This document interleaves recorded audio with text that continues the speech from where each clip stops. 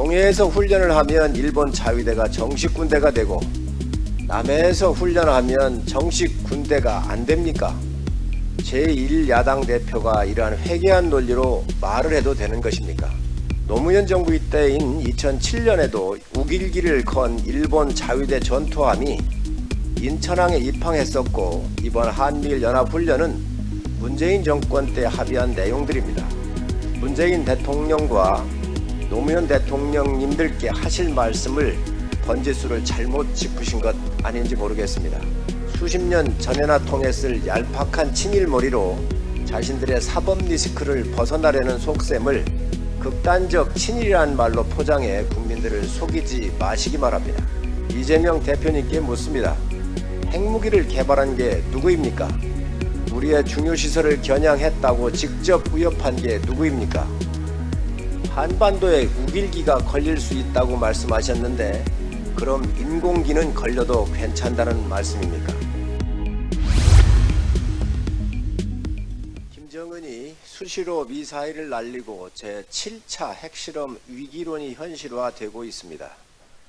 이재명 대표님과 민주당은 김정은에 대한 경고나 비판은 한마디 하지 않고 있습니다. 그렇게 국방 걱정하시는 분들이 핵실험은 꿈도 꾸지 말라는 말 한마디를 왜 못하십니까? 지금 우리가 경계해야 할 것은 극단적인 친일이 아니라 극단적인 친북 아닙니까? 지금 누가 우리를 위협하고 있는지, 우리의 주적이 어디인지 정녕 모르신다는 말입니까? 동해에서 훈련을 하면 일본 자위대가 정식 군대가 되고 남해에서 훈련을 하면 정식 군대가 안 됩니까? 제1야당 대표가 이러한 회개한 논리로 말을 해도 되는 것입니까?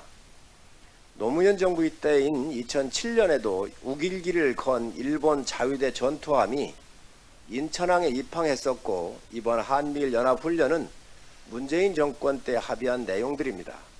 노무현 문재인 대통령님께서 하실 말씀을 문재인 대통령과 노무현 대통령님들께 하실 말씀을 번지수를 잘못 짚으신 것 아닌지 모르겠습니다.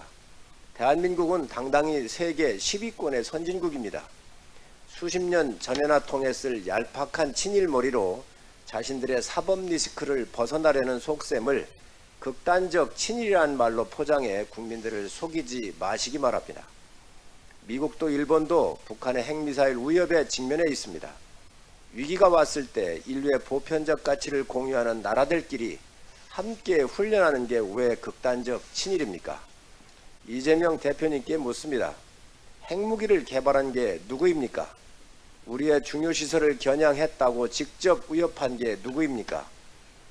한반도에 우길기가 걸릴 수 있다고 말씀하셨는데, 그럼 인공기는 걸려도 괜찮다는 말씀입니까?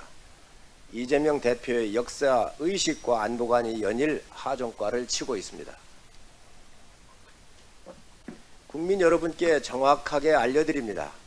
민주당이 거짓말하는 것을 바로잡겠습니다. 민주당이 전국에 현수막을 걸어 윤석열 정부가 경로당 냉난방비를 삭감했다고 비열하게 선동하는 내용을 보셨을 것입니다. 민주당이 최소한의 양심이라도 있다면 말도 안 되는 트집을 잡지 말기 바랍니다.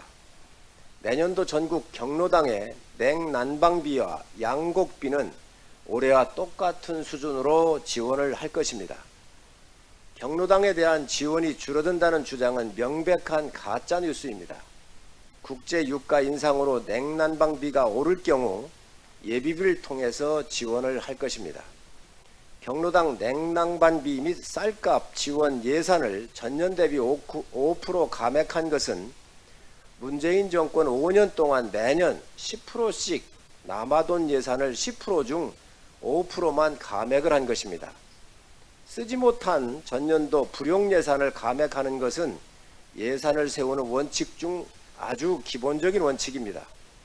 문재인 정권 5년 동안 경로당 지원 사업비의 실집행률은 90.3%에 불과합니다. 문재인 정권과 민주당이 매년 10%씩이나 과다 편성을 해온 것입니다. 지금 민주당이 먼저 해야 할 것은 지난 5년간 이런 심각한 혈세 낭비를 해온 것에 대한 사과이지 비열한 선동이 아닙니다. 경로당의 어려운 관리 문제도 제도 개선을 했습니다. 경로당 냉난방비 및 양곡비 사용은 각각 회계 처리를 하도록 되어 있어 냉난방비나 양곡비가 적거나 남을 경우 전용을 해서 사용할 수가 없었습니다.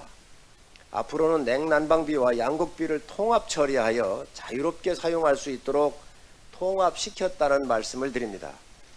민주당의 또 다른 선동에 대해서도 말씀드리겠습니다. 이재명 대표가 지난 4일 윤석열 정부가 노인 일자리를 삭감했다며 폐륜 예산 운운하며 어르신과 국민들에게 뻔뻔한 거짓말을 하고 있습니다. 내년도 전체 노인 일자리 수는 보건복지부의 재정 지원으로 늘어나는 일자리와 고용노동부의 고령자 고용 장려금을 지원하여 늘어나는 일자리가 총 18만 3천 개로 올해보다 2만 9천 개나 증가를 합니다. 예산도 복지부 노인 일자리 예산은 56억 원이 증가했고 고용노동부 장려금이 664억 원이 증가하여 총 720억 원으로 늘어났습니다. 문재인 정권과 민주당이 5년 동안 해온 월 30시간이란 짧은 근로시간에 월 27만 원 수준의 낮은 임금을 주는 공공형 일자리는 6만 1,000개가 줄었지만 민간형 사회서비스인 지하철 택배, 간병인, 경비원 등 총 3만 8천 개가 늘었고 평균 급여는 27만 원 받던 단순 노무형 일자리에서 120만 원으로 상향되었다는 말씀을 드립니다. 고령자 고용 장려금에서도 5만 2천 개의 일자리가 늘어났습니다.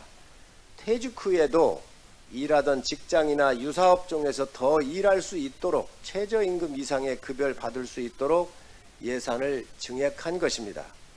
민주당의 생트집은 하루 이틀이 아닙니다. 장병들 팬티 예산이 삭감되었다며 선동하다가 망신당한 지가 불과 얼마 전임에도 불구하고 아직도 정신을 못 차리고 있습니다. 민주당은 노인 일자리 예산을 줄여 어르신들이 폐지를 줍게 된다. 병사의복 예산을 줄여 전투화를 물려 신는다고 선동질을 해왔습니다. 민주당에 요구합니다. 경로당 냉난방비 및 쌀값 지원 삭감, 노인 일자리 6만 1,000개 삭감, 장병들 팬티 예산 삭감했다고 주장하면서 어른들께서 폐지를 줍게 된다. 장병들이 전투화 물려 신는다고 공산당식 덮어 씌우기에 골몰하고 있는데 어느 정당이 민생을 챙기고 어른들의 양질의 일자리를 만들기 위해 고민하고 장병들의 생활 개선을 위해 일하는지 공개 토론할 것을 제안합니다.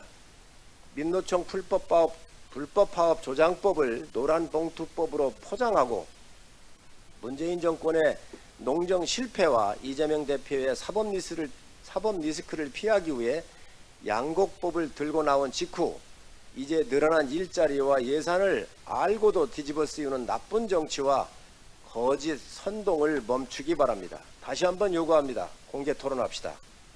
이재명 민주당 대표가 여성가족부 폐지는 안 된다며 정부 조직 개편을 반대하고 나섰습니다. 민주당이 지속적인 민생 발목 잡기에 이어 정부 조직 개편까지 발목 잡으려는 초석이 아닌가 우려가 됩니다. 이재명 대표는 보다 미래지향적인 조직 개편안이 돼야 한다고 말을 했었습니다.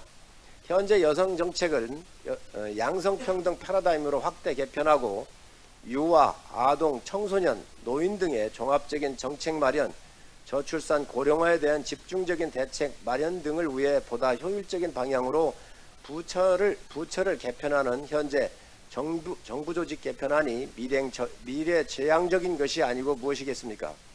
이번 개편안은 여성가족부 기능의 폐지나 축소가 아닙니다.